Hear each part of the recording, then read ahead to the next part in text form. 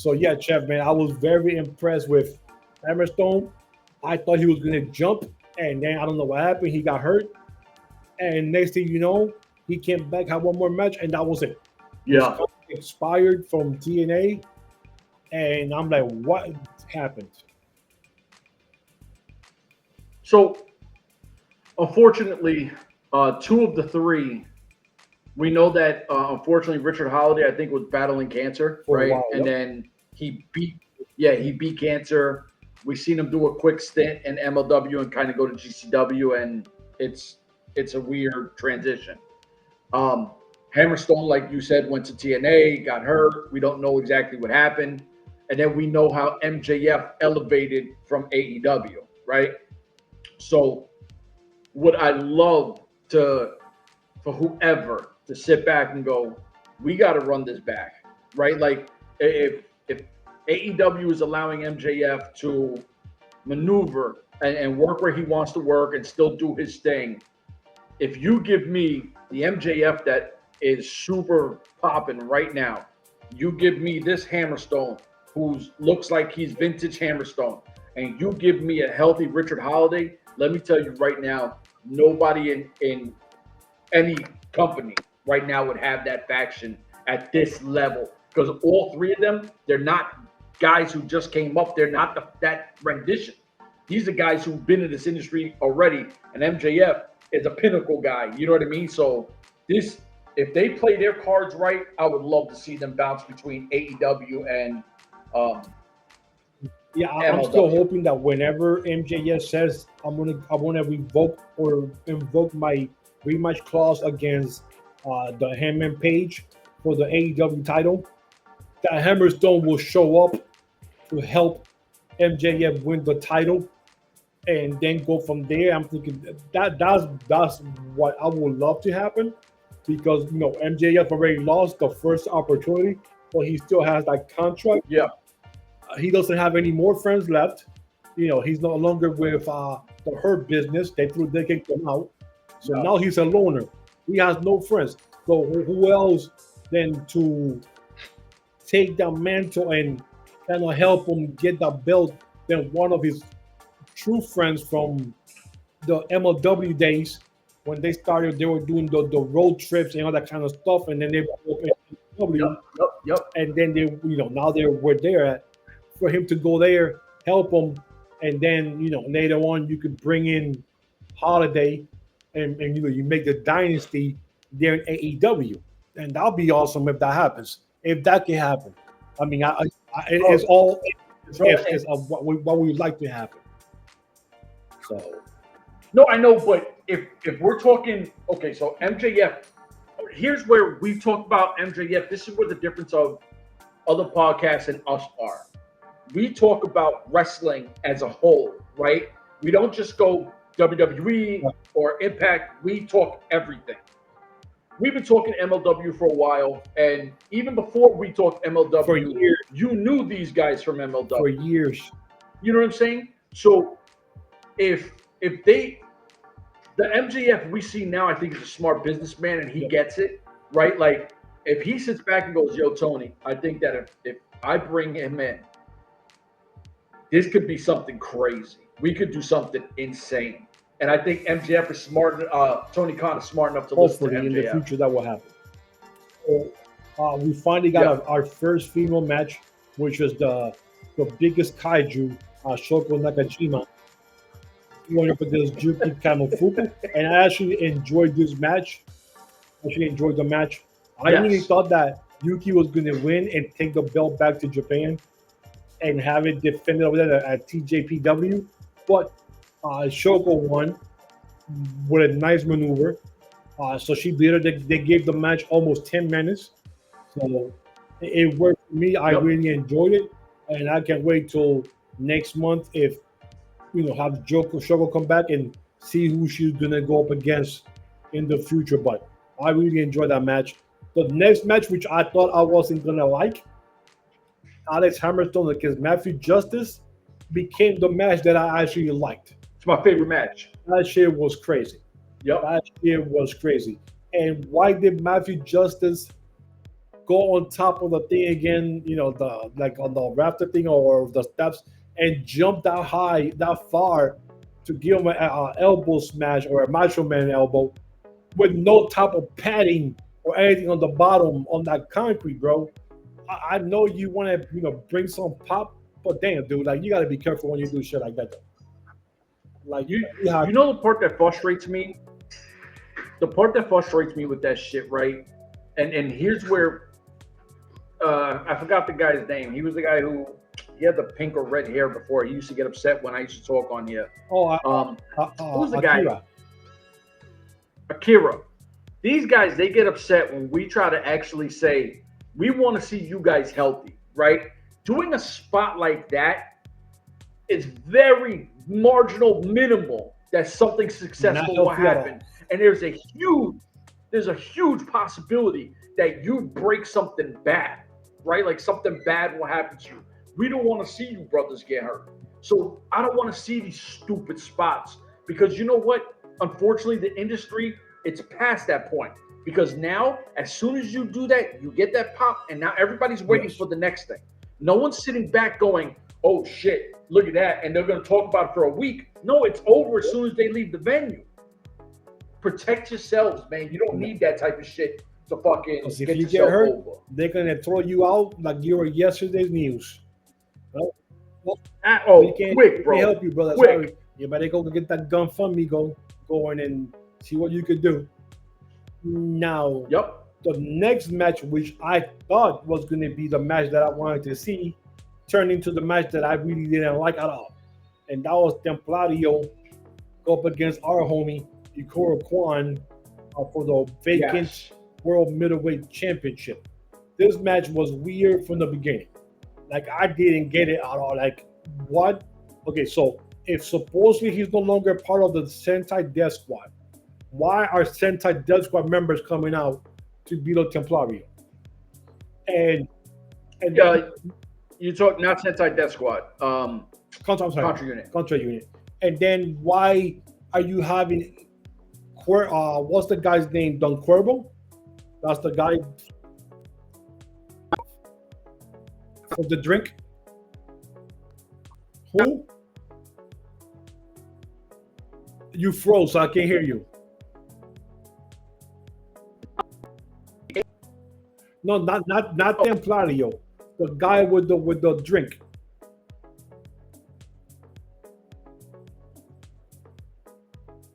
Well, I guess Chef froze on me.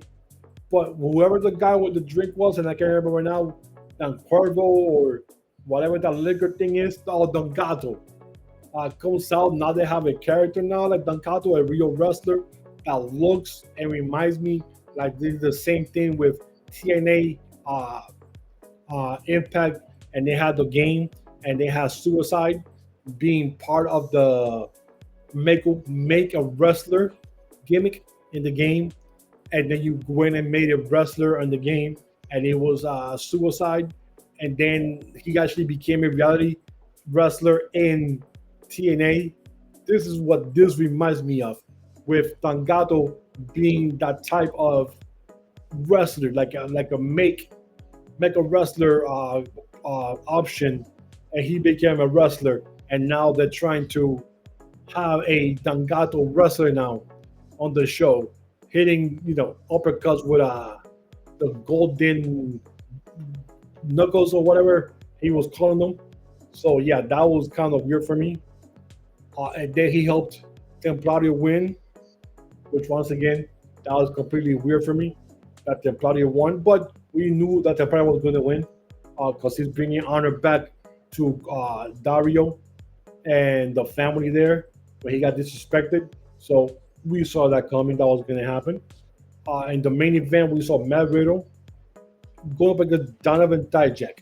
Now, the surprise here was Matt Kruger came in and gave his contract that he won earlier in the year from the Gravity Gramble match, and he came in, and after a while, a couple of minutes, like I think it was after like 13 minutes, he came out and now Cruel finally is the heavyweight champion of MLW.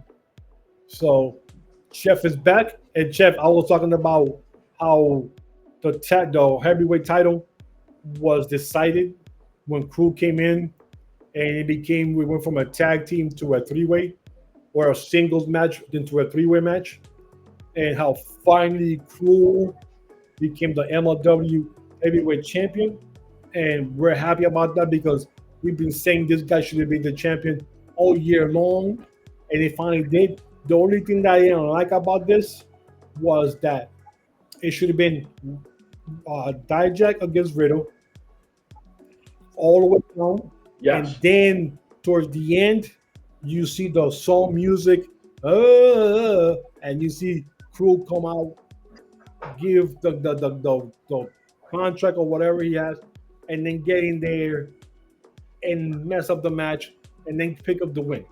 He did it right from the beginning. He did it right from the jump. So he was proud of. He went from a one-on-one to a triple threat match, which it also good, but I didn't like that how that happens. So no, I don't know, because it kind of goes against everything the briefcase. It goes against everything the briefcase stands for. It's supposed to be your ultimate opportunity. So why would you not sit there? Now, granted, we've seen over the last few months that Matt Riddle's been beat up and he never really cashed in. And if you really wanted to just cash it in and get the fight, you could have just did it on a one-on-one where you don't have the other guy there, right? So you're like, all right, cool. You wanted to do it with Dijak and it was okay. But ultimately, I like the fact he pins Matt Riddle.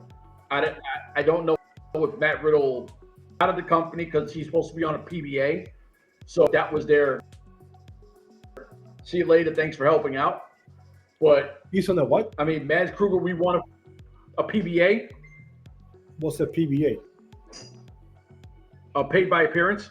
Oh, I don't know, man. I mean, shit. That's the longest paid by appearance I've ever seen because that's been there the whole year. Yeah, like I said, I have never heard anything about a contract, and I've heard that it's one of those kind of handshake things from you get paid by your shit. Well, damn, dude, that usually happens and lasts for like 3 months.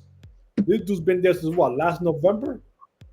Doing, appearances and this shit like that. So, I mean, if that's how it is, shit, good job by Riddle by being there, on a handshake deal, and he never screwed Kurt Bauer up or anything like that.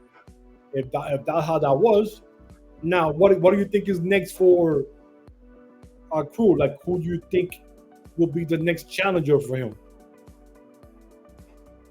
You think it'd be Dijak? Nah, like I think it's got to be either Hammerstone or Dijak. Next month, right? Hammerstone or oh shit, I had it in my head. Not I wanted to bring it up. No, because he's already a champion. The guy that I like with the Templario, right? Like that guy. I think that'd be a good matchup because he's a big luchador guy. Like, well, we'll see what happens. So that was that show. Then they have mentioned about the next show, which is going to be the tapings from that night, which I saw a vignette that there was going to be on the 23rd, which is next Saturday. It's saying that. Yeah. So they got Bishop Dyer against, I don't know who they didn't say, Shotzi Blackheart against Alejandra Quintanilla. They're going to have another first round match for the Opera Cup, Volador Jr. versus Titan. Austin Aries versus Kushida, which I was surprised that wasn't on the pay-per-view, for another first round match of the Opera Cup. And then Paul London against the Snitch or Kimura in another first round match. They're going to have Atlantis. So, go ahead. Before you even go into the matches, what did you think of the way it was filmed? Because I know this is supposed to be with Paul Walter Hauser kind of helping out and laying out how they filmed and production. I mean, for what it was good. It was a nice stream show. There was no hiccups. Nope. It went smooth. The vignettes of and that's funny, after you left and came back, it was Don Gato. That's the guy I was trying to remember. That's what I said. That's what. Oh, but I was breaking up, so I couldn't. Yeah. He's saying Cuervo, and then I said, "Oh shit, Don Gato." That after a while, that reminds me of the stupid commercials for Dos Equis, the most interesting man in the world commercials. That is exactly how that shit just popped into my head that night. And I'm like, hold up, this sounds a lot like and looks a lot like this guy, like the most interesting man in the world.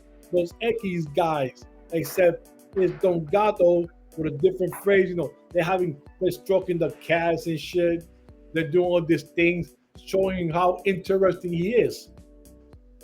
And that's what it reminds me. But it's a legit liquor.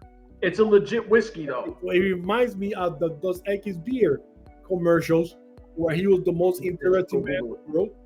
Stuff like that. That's what it reminds me of. So if that's what they're going for, then it's working. No, look. Don Gato. So you know what I'm also curious about, So I've always followed Danny McBride, who is Kenny Powers and a lot of other movies. Like he was in what's your favorite movie with you can't go full blown retard? Tropic Thunder. He's in Tropic Thunder. He's the explosion expertise guy. Like Danny McBride's been in a lot of things, and I'm a big fan. Stevie is the other guy that chills with him. He's in Eastbound and Down. They're like the baseball guys.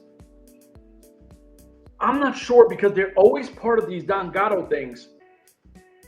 Are they like, I don't know if I don't want to say they're silent partners. They have to be something because this is anything but MLW, this brand, right? So this and he's meeting, oh, look, it's Don Gato. Like, so I'm curious, what's his role in MLW? Because like I said, I'm a big fan of Danny McBride. With Don King, bring somebody that has a lot of famous face. Like you say, you know who he is. He has like hundreds of movies out there. So it's somebody famous that somebody could go, hey, I know that guy. Let me watch this just like him. Yeah. And and bring some eyes and some ears. And you never know. You can open some doors and see what happens. But there were two more matches. I think this is the Paul Walter Hauser effect. So there's two more matches. Atlantis, Blue Panther, and Diego Hill go up against El Galeon Fantasma, which is Sendoken Jr., Barbosa, and Defunto. And then you have Kojima versus Thomas in a lightning match.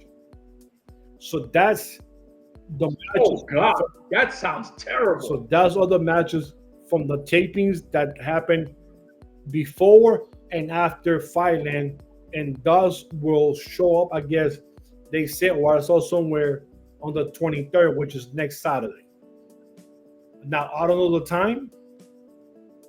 I'm pretty sure hopefully it'll be early and not at 10 at nighttime, because we already know October 4th. Oh, dude. Because we know October 4th is our Slaughterhouse. So, and that's going to be live down there from, I think, California or LA or something like that. So, yeah, but their time, they're what, 2 hours behind us? I am not good with time. So I don't know. What is it, 3 hours? I know Vegas is 3 hours. So that was where the show was, 3 hours. But that was the Canelo fight also in Vegas. So it was 3 hours difference. So, but if it's a taping, they could show it at 7. They don't have to show it at 10. Yeah. So at least 8. Yeah, 8 o'clock is good for me. It was good. So that was MLW. So at least now we'll have something to talk about for the next 2 weeks, because there's going to be some content to talk about for the next 2 weeks, so, which is a good thing. The next news is going to be on a WWE, your favorite company, and is considered about Andrade El Idolo, who is no longer with the company. What happened here? Nobody knows what happened. There's so many rumors going on with Andrade that I don't know what to believe anymore.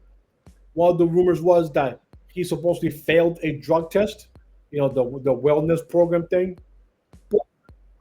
Then everybody should But feel that then. since it's TKO, those things are no longer available out there like they used to share them before. So, and he got suspended, and he was mad about that. And then his contract expired. He left. Another reason is that he wasn't happy with the direction of his character, how things were going. So he took his ball and went home. And when he's supposed to show up for his appearances, he's not showing up. So he's no showing all his stuff. They called him, they're texting him. He's not returning anybody's anything. So he got fired supposedly. Other rumor is that he needed a break and decided to get out of the country and went to a different country. And you know how phones work when you're out in a different country and you're taking a mental break. So, and then they said, screw it, whatever. So he's no longer in WWE. Now, I remember when you and I sat down the first time when he left and we wanted him to go to TNA. He wanted to go into AEW. Then we sat down again when he left AEW. Then when he should go to TNA. And he wanted to go back to WWE. Now he's gone again. Do you think he'll go back to AEW? Do you think he'll say, screw it, let me give TNA a chance? Except this time, you have Santana, who is a big Latino influence, who's now kind of pushing the Latino envelope, where you no longer need Andrade being there because you have Santana. At that time, we wanted a Latino guy that was going to be there to kind of hit the Latino demographics. You know what? Okay, so let's talk how me and you would look at it. Because if you look at how he's kind of flip-flopped all over the place, as a company, would you trust and would you invest in somebody like that? Would you trust in them? Well, the talent's there. The talent is there. I just don't know if I could trust him. He's honoring his contracts. It's not like he's leaving halfway. So, I mean, the contracts are running out and then he's leaving.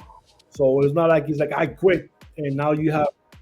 Yeah, that's true. And he went back, and he was getting divorced from Charlotte Flair. I mean, if you go back, what all that shit is going on, and still be professional, I mean, why not? Yeah. I mean, the thing is, he's in ring. He's incredible, right? Like forget about it. He's incredible, and he looks like $1 million, right? Like the guy looks like a champion. To me, he's like a Latin version of what we felt with EC3, like with the whole look. Like he feels and looks like a champion. In ring, he's great. I would love to see him in Impact. I really would. I wouldn't mind seeing him in MLW, but I think they're too small for him. Well, I mean, they brought in Dijak, and if you said for a PBA, contract like you just mentioned earlier with Riddle, I mean, why can't it do with him? And I think, you know what? And, you go back to I was just about to say, with the direction of CMLL and El Jefe, if they bring him in, oh my God, can you imagine El Jefe and him? Woo. Exactly. So that's what I was thinking about is he could go to MLW on a little contract like that and see what happens. 3 months is pretty good. If you like it and you feel you could trust us, then we work a real deal. Come on. I think that'd be crazy. I think looking at the landscape of what MLW has and where they're successful with the luchadors, I think that he would be, there's no doubt that he's a free agent. I'm making that call. Well, and any contacts that I have that might know him, go bring him here. I want to have a sit down with him because I think we could do some special shit. I mean, because I know it'd be better in TNA, but it's been a couple of years since he's been jumping around back and forth. Now you got Santana, who's actually kind of just took the mantle of being the Latino presence. They hit New York, everybody loves him in New York.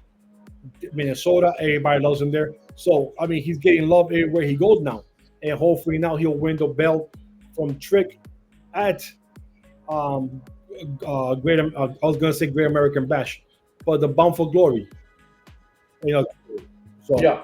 and now I saw last night, you're watching NXT. Now they're having Trick go up against Oba, belt versus belt. So it's going to be the TNA belt versus the NXT belt. Winner take all. And then I saw a lot of people from TNA tweeting last night that they're getting kind of sick and tired of the TNA belt getting shoved all around there, but they're not including anybody from TNA in any of the matches. So that's kind of interesting to me that we might see something at the next NXT pay-per-view coming up. Can we say the word? A little envy, a little inva, a little invasion. I mean, we always throw that word out. We always throw the word loosely. I didn't want to throw it out like that. But after last night, I saw a lot of tweets from a lot of TNA wrestlers upset about this and how they feel disrespected and stuff like that, and how they're gonna do things to change the aspect of things that are going, and it's gonna be sooner than later. I'm just saying. Bro, we've been hammering at this for a little while now, and we've been saying they're doing it smart. They're seeing the landscape of what they're doing, and I think they see it successful. I think there's peace on point. You're gonna sit back and week 26. So we were gonna say Happy New Year. Hey, guess what? Right? This might be an early Christmas gift to wrestling fans. I'm just saying. I mean, we're already in the middle of September. October is right around the corner already. A month from now, for Bound for Glory. Yep. They have the pay-per-view pretty coming up. I think in the next 2 or 3 weeks. I mean, yep. If they're that fed up with the TNA belt, male belt, being tossed around like hotcakes, and they're not involving any TNA wrestler in anything, which is true, and the TNA belts that being defended till Bound for Glory, maybe you take business. You take Carlos Silva there in charge, give him paint his face red and blue or whatever, and a horse. Charge! with a flag, attack NXT head on. With a big army truck in the outside, but since it's 2025, it'll be already not a Homer, but one of those eco-friendly cars. For Tesla?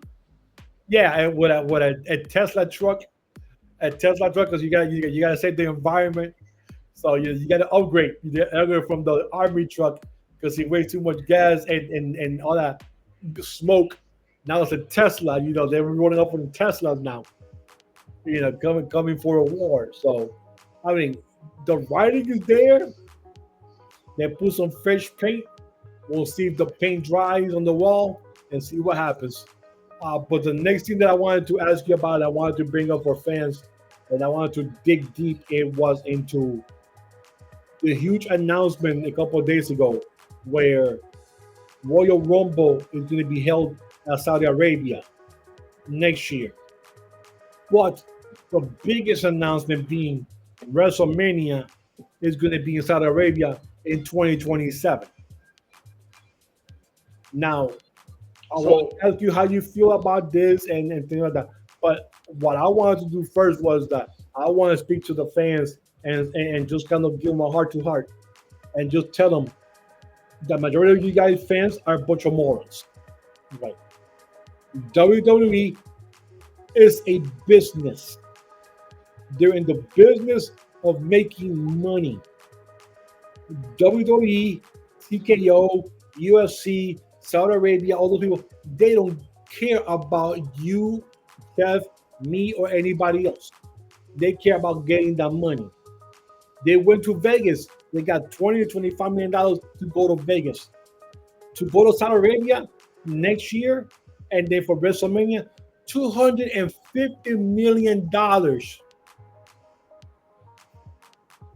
Hello, this is about money, and then people are upset, inclined. Oh, they're going to raise the tickets. The ticket prices are going to the roof. This used to be a family. No, folks, this is no longer about the family. Uncle Vince is no longer there. Uncle Vince is gone. Uncle Vince was about the families. This is the reason why he did Saudi Arabia, but he made their own specific shows to make them feel happy. The Crown Jewel shows to have their own stuff and get some money and have it come here.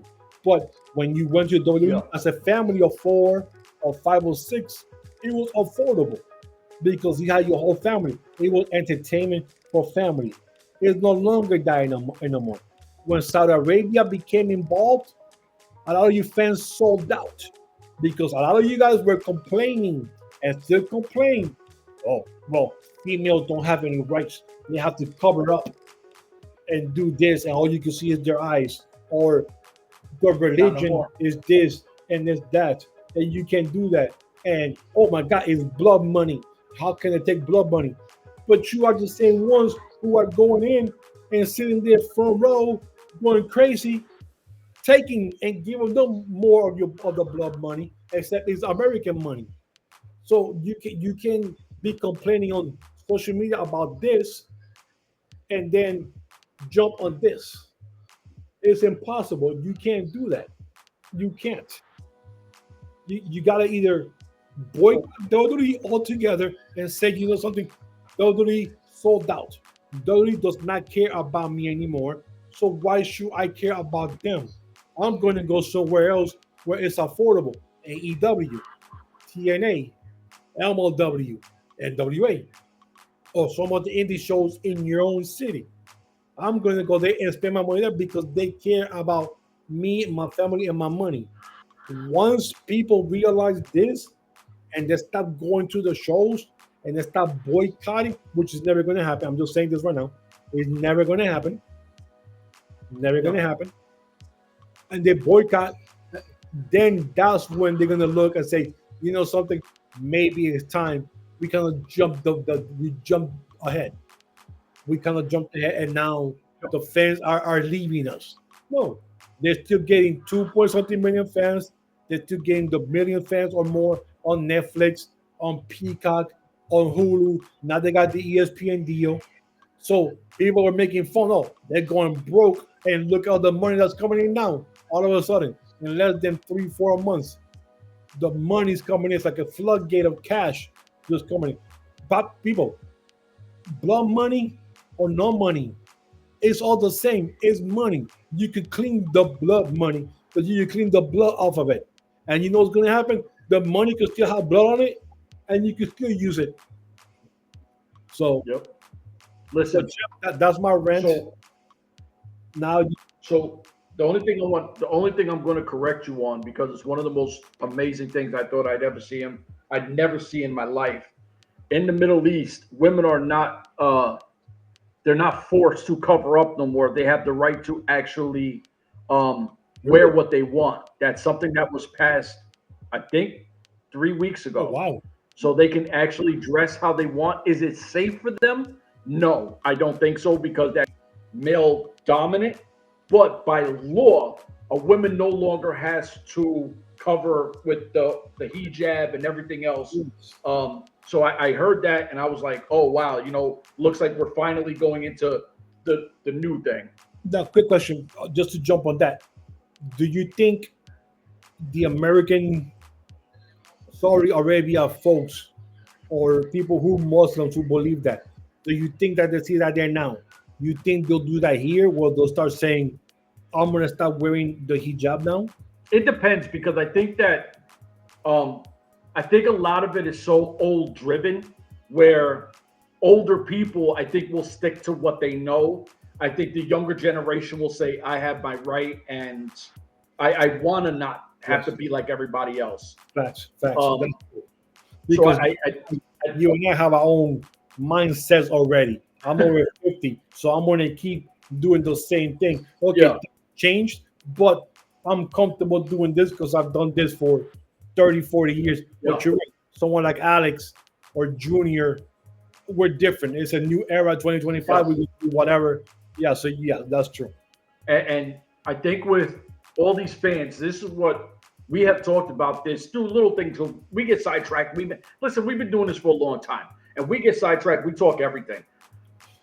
The days of events being for family been dead, because we have said, man, look at all these games, and let's just say the Houston Astros, who they've been one of the most dominating franchises in baseball for the last few years, for a hot minute, right? And I'm talking championship-wise.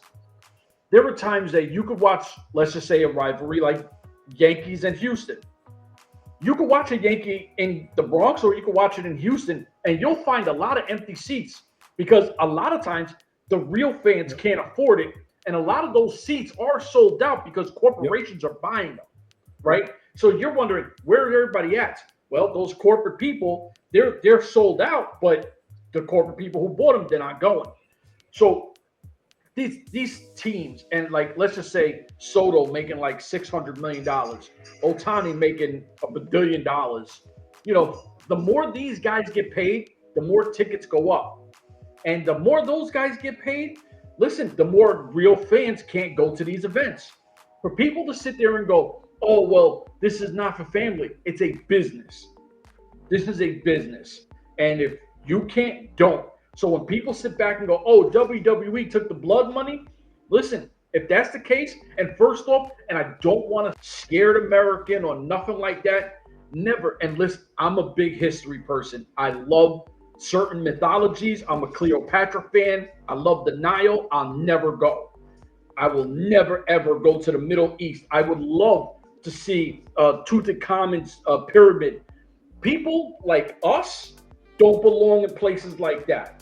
Let me tell you that now. So if you think I'm gonna fly across the world to a environment, if they're at war still or what's going on, why would I put myself in danger? Exactly. No, thank you. I'm not doing that. Like I said, I would love to see the Nile. I would. I'm never gonna see it.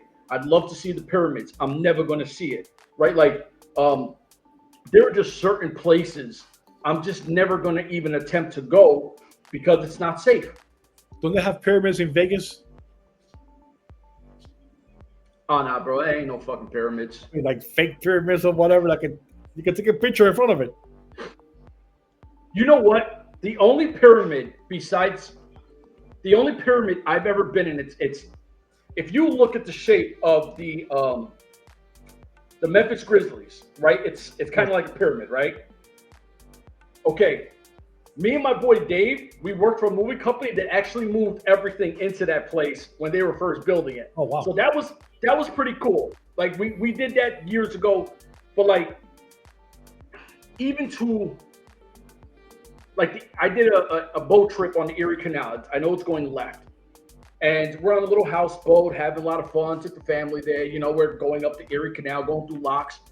There's an old lock that's there that I don't even know why they just don't get rid of it, history-wise, whatever. But there is so much nasty-ish in this old lock. Like, just get rid of it, make it safe because it's not safe, right? Never put yourself in a position where you could be harmed, especially with your family. If you feel you're not safe, don't go nowhere. If I'm going to travel all the way to Saudi Arabia for wrestling, you're bugging, right? I don't like the wrestlers going there. If you sit there and go, oh, the women have to, dress a certain, well, you know what? That's part of the rules. And if these women go, okay, we're flying out, that's on them. Who are you to say no to them? Do you think, because I know people travel to other WrestleManias here. Yeah. Think fans from here will do that? Oh, I think so. Bro, like, these people, bro, how many these people, I'm not trying to shit on wrestling fans. I love wrestling. It's gonna be expensive though. Oh yeah. Like, See, and the thing is, right? Like, I'm trying to let people know you're putting yourself in a position of life and death, and nothing is worth that. And people can go, oh, they're really bombing on my country. No. You people, you've been at the same war, and I'm not trying to be political. You've been at the same war since Jesus. And if you're still fighting since back then, homie, I don't want no part Jesus of that. looking down and looking, you still fighting about me? No, like, come on. It's 2025. I mean, I got short. I got a buzz cut now. You know, I don't even have long hair anymore. I shave my whole. You think Jesus got the tape up? No, you just said the nail on the head. They be fighting since back then. I'm pretty sure in 2025, Jesus got a fade now. No facial hair, and I'm pretty sure he gained a couple of pounds because he looks like the Dos Equis guy. Yeah, he no longer walks anymore. You know, he no longer walks because there's nowhere for him to walk anymore. I'm just standing right here. You know, this food is good. You know, I'm not a Dos Equis man. I'm the most interesting man in the world, but I ain't got nothing to do anymore. So I'm pretty sure he's out there right now in the Stairmaster or something, trying to lose some pounds, but he knows it's hard. When there's nowhere to go, I'm seeing. And I love what you said about Impact. And for anyone that ever been to an Impact show, TNA, whatever, we've had the privilege. You went to Canada. We met through Impact in Orlando. I've been to a lot of wrestling events, and I've never felt more of a family vibe than in Impact, right? And I told everybody, guys like Eli Drake, guys like Bram, James Storm, Bobby Roode, Eric Young, the list keeps going on and on. If you've seen how those brothers treated fans and girls too, because who was the one that was with the guy Parks, the bunny girl? Oh, his wife, Allie. Ali the bunny. So I've seen her literally come out and take a picture with every single person, smiling, bang, bang, bang, bang. Anyone that had a camera never complained. I've seen her do it on meet and greets. I've seen her do it inside. I've seen her do it outside. I've seen Rosemary. Now, Rosemary, she has a gimmick, so she can't really take pictures. She'll sign anything. Super. All of them, they're personable. MLW, I've got so many people who say, oh man, I love MLW shows. It's a family show. They show us a lot of love. Our guy, Rob K, he goes out there. He's like, he loves it, right? So we always say, if you don't like let's just say, if you don't like the brands, like say Walmart and all these big name brands, right? Like they'll go to somewhere else that you actually feel appreciated, and it bothers you. Guess what? Take a look at Impact. Take a look at ROH. Take a look at N.W.A. And not for nothing, N.W.A. they know how to market their women better than I think anyone else does too. But that's neither here nor there. Facts. No, the thing is like you get tired of always seeing the tweets and social media. People complain about the same shit about Saudi Arabia. Oh my God, they're sold out. They did this. Dude, these companies. It's a multi-million-dollar company. They're about to hit. I can't even say multi-million. You're gonna be saying multi-billion company. Yeah, multi-billion. But these folks don't care about us. It's about getting their money, and that's what it is. It's about their money. If they could go to space down in Mars, TKO will be up there right now. The first ever intergalactical WrestleMania is going to be here at the moon, and we're having the first moon on the ladder match, or ladder in the moon match, where you have to jump up. Even if you jump, be careful because the gravity is just gonna take you up. So you gotta make sure you put the power on right to go down. If they could do that, they would have done that shit already. I mean, Vince McMahon would have done it already, and he would have made it affordable for us to go to the moon and watch the wrestling out there. But TKO now is just gonna charge you for the shuttle, the gas for the shuttle, the booster rocket, The booster records, the security, the pilot, the food, because it's going to be expensive in there. Yep. And once you get into the room, the getting out, the discharge, the hotels. Oh my God, dude, do you want air or no air in your hotel room? I mean, I'm pretty sure you want air because if not, you're gonna be, unless you're gonna sleep with a mask on, you're gonna have compression air, so that way you're able to take the mask off and breathe in the room. If not, you're gonna have to keep the mask on the whole time with magnetic boost so you don't go flying off. You know, the thing is too, and this is what I tell people all the time, and this is the truth. Why doing this frustrates me at times, because it's not. I love talking wrestling with you, and I have mad fun. And I think that a lot of people, if they ever go, well, damn, why do these guys do it? For a little while, we could just be ourselves. We don't have to stress. We have a laugh. It clears our head for a little bit. Facts. But it's wild to me that we do this and we try to promote anybody from the struggle, right? And everybody wants to be a fan, salute the next person. We've been doing this so long, giving other people praise and putting people up, but they don't give us that same thing back. And it's frustrating to me because I started a project, and I'm an American. I'm doing stuff with a lot of Canadian fighters, as you know. And bro, I got these people texting me every fucking day. And I'm like, I really don't want to do another interview. Bro, I'm like, give me a little time to let this one marinate, right? Like, and I'm not trying to be no kind of diva because my shit is small. But the thing is they're so willing and so appreciative that we don't even get that. And we've done it. And it's real. It's real. That's the thing. It's real. It's real. Bro, like, I can't even tell you. I got guys, and Alex is having a good time with it. They show so much love and support, right? And I'm like, it's crazy because here I am. I'm the American. I'm the other guy, right? And they sit there. I got guys who, yo, you got to get Muffins back on. You got to get Muffins back on. You did one, right? You did one. So they're like, yo, he's hilarious. They always ask for Alex. They want Dave. I'm like, but yeah, here we are. We've showed love to this industry. And we've talked so highly of people that weren't even on, right? But then they still feel like they're bigger than us. And it's like, are you kidding me? You're still not even popping yet. And you got an ego, right? It drives me crazy, bro, because everybody wants to be offended so much and everybody wants to say people sold out. Give me one where we've switched up. Never switched up. We show love to everybody. We got shit from N.W.A, ROH, Impact, MLW. We had a WWE person like AEW. Like, stop playing this shit because we love doing it and we love to promote people. It'd be nice for people to ever sit back and like, them motherfuckers. Since 2017 and it's 2025, and we're still talking the same shit. We still sit here, we talk our wrestling, we have fun with it. We're getting older. Share hurts more than before. You know, we're falling apart. So yes. So Chip, I don't know if you. And before we go, yeah, I do. I don't want to forget it. So I'm not a big Brock Lesnar fan. I'm not. I've never been a Brock Lesnar guy.